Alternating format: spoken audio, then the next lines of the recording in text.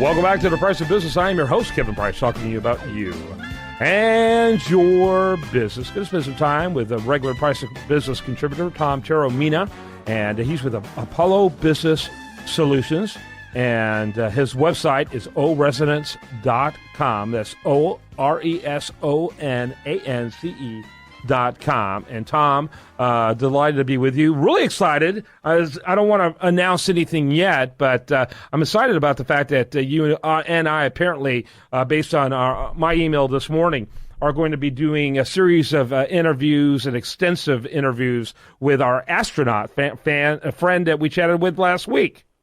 Well, top of the morning, Kevin. Yes, I'm delighted about that.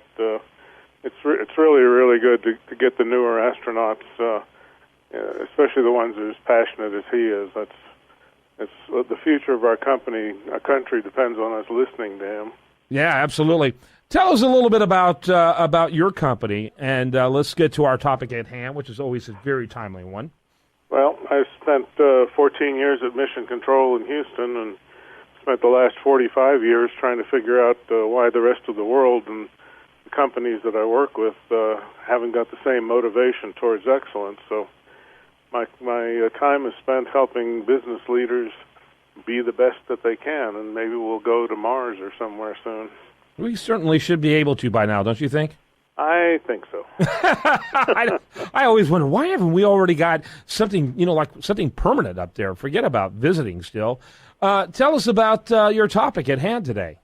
Well, one of my favorite things to do with clients is to ask them a simple question. How do you define the word quality? What does quality mean to you? Is it excellence? Is it goodness? Is it meeting specs? And that usually begins a fairly lengthy process of introspection where I've never really thought about that. Well, if you've never really thought about that, how can you communicate your definition of quality to the people that work for you? Yeah, that's a good point. I would say quality, isn't that kind of a subjective based on what you're doing and what the expectations are? Well, as a quality control engineer, quote unquote, the definitions are almost endless. And the point of the discussion is to have a business owner whose personality is the business in most cases define that word. We do it in the context of vision, mission, and values, but if you haven't defined in your products or in your service what quality means, it's really almost impossible to have your people meet your expectations. Mm. Isn't that true? And you'll hear managers and owners go on and on about the importance of quality, but they'll, leaving it entirely up to the employee to define what that is. For the couch potato who likes to sit around at home and do nothing but watch TV, quality may be how funny a sitcom is, but how does that work in my engineering field? And so that's really an important concept. I guess that goes back to creating mission statements and other ideas that you want to emulate. Well, too often mission statements are written by the marketing department, not the person that's in charge. So yes, we propagate some phony baloney words to try and impress the customers on the website. But what it should be used for is the people that are doing the work. One of my favorite examples, I learned this years ago, from the book The Nordstrom Way.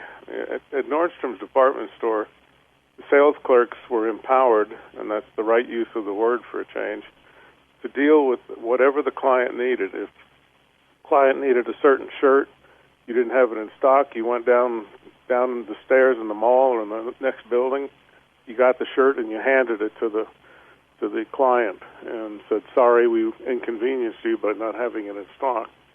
Now, that was a very carefully orchestrated set of values and a set of definition of quality that was brilliant.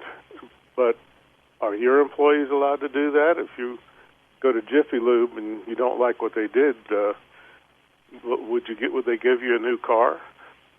Yeah, that's an interesting concept.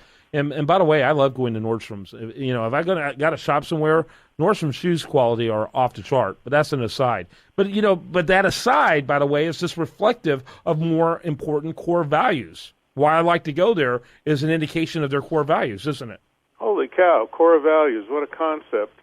how many of us sit down and look at our core values and look at how we influence the people around us with what we do, with behavior? It's not. There was a Southern humorist, Brother Dave Garner. He said, "You don't have to watch what you do; you just have to watch what you think." Yeah, because as a man thinketh, so is he.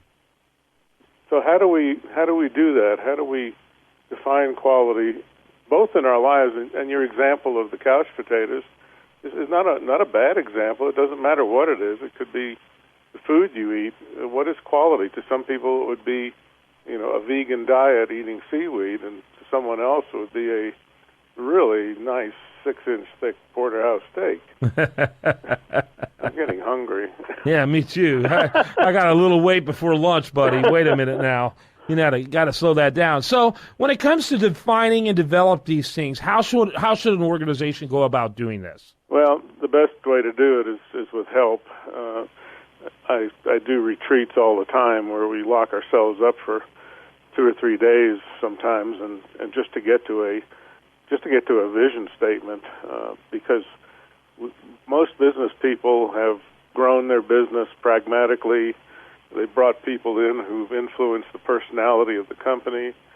As they get bigger, they have informal organizations that do run things behind the scenes that they don't even know about. So the best way to do it is to take the senior trusted people of your company, and to turn off the cell phones, get in a cabin somewhere, and just start with, what are the fundamentals of our business? What do we do? In my case, I provide services to help companies be the best they can be. And be the best they can be been developed over many, many years, because you have to define what best is for you, just like defining quality. What's Kevin's best? Is this all there is, Kevin, or is there more? Yeah, I appreciate that, and I think it makes so much sense. And so, it's one of the things you talk about a lot, is that people are usually too caught up working for their business to be able to work on their business. They're too close to their business to able to bring that objectivity that's so necessary to continue to help a business grow and to become more healthy. And you help with that as well. Give your website before we let you go. It's O-Resonance. It's an abbreviation of organizational resonance, one of my new favorite topics, oresonance.com. And current book, of course, It Was Rocket Science.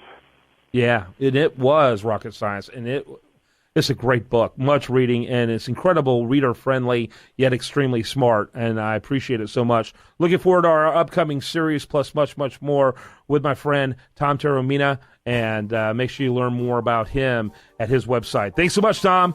Great day, Kevin. You too. When we come back, more for you right here on The Price of Business.